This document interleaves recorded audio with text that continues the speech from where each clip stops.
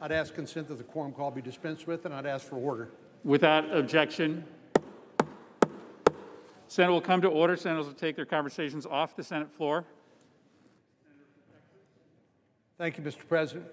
As we all know by now, a bipartisan group of senators worked with the White House over the last several weeks to negotiate a $1.2 trillion infrastructure bill. And I know a lot of hard work went into it, a lot of late nights, and I want to thank all of our colleagues that have made a positive contribution in this debate and discussion. And it's particularly important at this time, I believe, that we do these things on a bipartisan basis if we can. After much anticipation, we finally received the text Sunday night, and a lot of what we expected to see, we saw, like funding for roads, bridges, ports, waterways, airports, and broadband. But what we didn't see was adequate pay-fors for the bill. For example, we learned after the bill was announced that it would be essentially supplemental to the current infrastructure bill, which would require another $118 billion in general revenue to fill the gap left because of the inadequacy of the Highway Trust Fund funding. Now, we've all known that that's a problem. We had to use general revenue last time we did a highway bill, but that hasn't really been part of the discussion. And I think once people begin to see an additional $118 billion in borrowed money in order to pass this bill, it causes significant concerns. And I guess the other part of it is that this bill seems to be moving at warp speed. Under normal circumstances, an infrastructure bill would go through a long and arduous committee process. And I know that the Environment Public Works Committee has passed a highway bill reauthorization twice unanimously, once under Democratic leadership and once under Republican leadership. So that's a positive sign. But this is really a huge amalgam of legislation that, frankly, only about 20% of the Senate is intimately familiar with. So ordinarily in a committee, both sides would debate a bill in hearings, markups, evaluate the cost, and offer amendments before we get to this process. But now we know that has not happened, frankly, and I think that's unfortunate because I think our committees are not operating the way they should, which in turn I think helps us produce a better, more thoughtful product. We simply skipped the normal steps that would allow members to raise concerns about the bill long before we got here and offer changes to improve it. So, as I've said before, and I know others have said as well, I hope the majority leader will offer ample time and opportunities for members on both sides of the aisle to debate and amend this legislation. A robust amendment process is essential. Senator will suspend. Senate will come to order. Members and staff, please take your conversations off the Senate floor. Senator from Texas. Over the last few days, I've been working with colleagues on both sides of the aisle to identify new pay-fors that could be adopted as amendments. We've come up with some, I think, promising ideas, and I hope these amendments can receive a vote on the Senate floor this week. For example, I've worked with Senator Padilla, the senator from California, to offer one bipartisan amendment to fund infrastructure projects in communities across the country without increasing the debt. Our amendment would simply give the state and local governments the flexibility to use unspent COVID-19 funding on infrastructure projects. It would eliminate the sunset on the use of those funds, and it would take the guardrails off that say you can only use that money for COVID-19 because, to be honest, Mr. President, the states and counties and cities have more money than they know what to do with it, at least constructively. And I think we all would have an interest in making sure that that money is spent well on long-term projects. What I just said is not necessarily a criticism of the bills that we passed together on a bipartisan basis. We were in the midst of a pandemic, and we were all operating in an emergency situation, trying to do the best we could.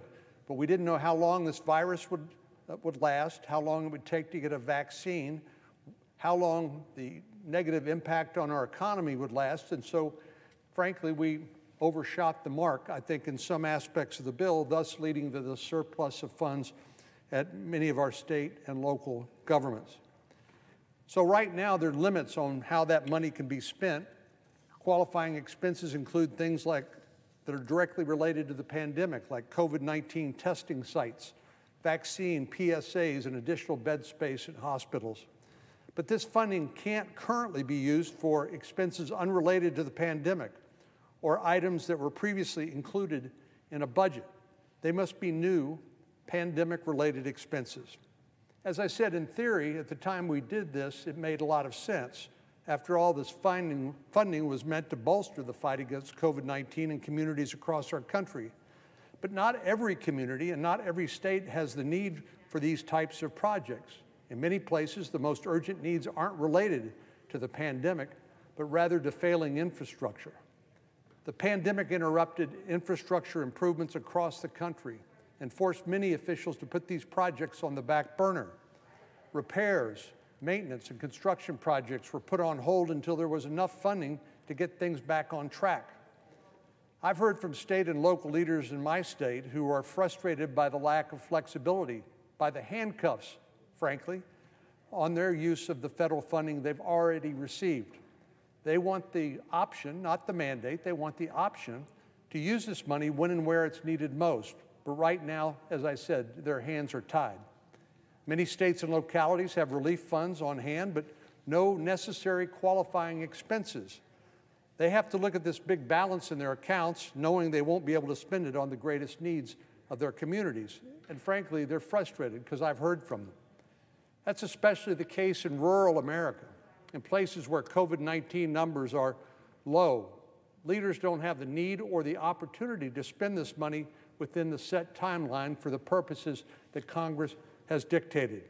They don't need the full range of pandemic-related resources that might be necessary in other high-density urban areas with higher case counts. So the amendment Senator Padilla and I have offered would give leaders in rural and urban areas alike the option to spend the funding on necessary infrastructure projects. This does not touch the negotiation between the White House and the so-called G20, the bipartisan groups of senators who come up with the substitute bill, which is the base bill that we are now debating. This would be in addition to, and frankly, this would be the most efficient way to fund many infrastructure projects in our states and communities. Because as we know, once Congress appropriates money, frequently it takes years before that money makes its way to the need. Well, this could mean widening a highway, making safety improvements on a bridge, expanding broadband access. Urban areas could even use these funds for public transit improvement systems. State and local leaders know the needs of their communities best, and they should have the flexibility to spend this money where it's needed most. The key here is flexibility. And here's the other benefit. It doesn't cost another dime. This is money that we've already spent and already sent to the states.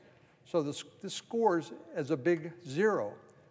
How many times do we have the opportunity here to do something big and important that doesn't run up the debt or deficit or cost us a lot more money?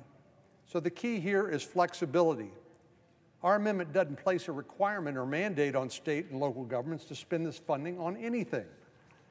Any place that has a new COVID expense can and should use this funding for that purpose. No questions asked.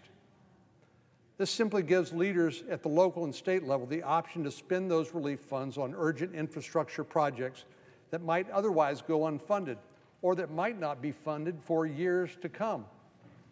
I still remember President Obama at one point after the Great Recession in 2008 and the recovery, when he talked about shovel-ready projects, he said, well, I guess shovel-ready doesn't really mean shovel-ready. And the truth is, we've seen it time and time again. Congress appropriates money to state and local governments, and it literally takes years before the money gets to the intended target. This short-circuits that project because the states and local government already have that money, and they can spend it for this purpose if we will pass this amendment. I'm not alone in thinking this is a good idea. Back in March, nearly 36 organizations wrote a letter to Secretary Yellen urging her to make transportation infrastructure an eligible expense. They talked about the impact of COVID-19 on transportation revenues and noted that last year, 18 states and 24 localities announced delays or cancellation of transportation improvement projects totaling more than $12 billion. These same 36 organizations noted that the pandemic has impacted every state and community differently, thus the key, flexibility. They said flexibility will be critical to ensuring funds are used expeditiously and with maximum impact, and that's really what we're talking about here. Secretary Biden's own transportation secretary suggested as much. In testimony before Congress, Secretary Buttigieg said the American Rescue Plan has some flexibility in it that he thinks can be used to support road budgets that have been impacted. States and cities shouldn't just be able to spend this money, they should be able to invest it in projects and resources that our communities need the most. This is simply a common sense change both sides should be able to get behind. It ensures money that has already gone out the door will be used before it expires. It puts decision-making at the local level and gives leaders more flexibility to decide how to use this federal funding on their most urgent needs. And it does so, as I said, without increasing the national deficit at all. This amendment has earned the support of a broad range of organizations across the country, and I'm proud to have worked with Senator Padilla to craft this amendment in a way that both sides can get behind it. In the coming days, I hope this will be one of many amendments that will receive a vote on the Senate floor, perhaps as early as today. We have to ensure that infrastructure investments are made fairly and paid for reasonably, and a robust amendment process is the only way to get there. Mr. President, I would just add in closing, some of my colleagues have said that they support this amendment, but they would be inclined to vote against it because they feel like this somehow violates the agreement that the bipartisan negotiating group had with the White House. But as I've described it, it does not touch that underlying substitute bill. What it does is it unleashes these funds in states like Connecticut, Michigan, West Virginia, Texas, and lets our state and local leaders figure out if they can't use these funds, if they don't need these funds for COVID-19, how they can use them in a way that will have the biggest, most significant economic impact on the infrastructure in their states. So I hope my colleagues who somehow believe that they have sworn a blood oath with the White House not to support any amendments that change the underlying substitute.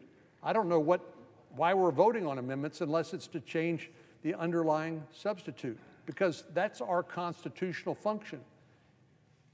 It is somehow a parallel universe in which the White House, a different branch of government, is telling the Senate what amendments we can and cannot pass. As we all know, that's not the way the Constitution is written. The Constitution said it's our prerogative as senators representing our states to vote on policies that we think are best for our states and for the country. And yes, the president has an important role, but his role is to veto it if he doesn't like it, not rewrite it, not to tell us what amendments we can vote on or not vote on. That's a perversion of the constitutional system. And I think for matters of institutional integrity and pride, senators would be very jealous about guarding their authorities under the Constitution rather than delegating these to the administration. I expect this is going to be a long road. We've already heard Speaker Pelosi say she's not going to pass this bill once the Senate passes it until she has a chance to pass the $3.5 trillion plus reconciliation bill at the same time. This is going to be a very bumpy process.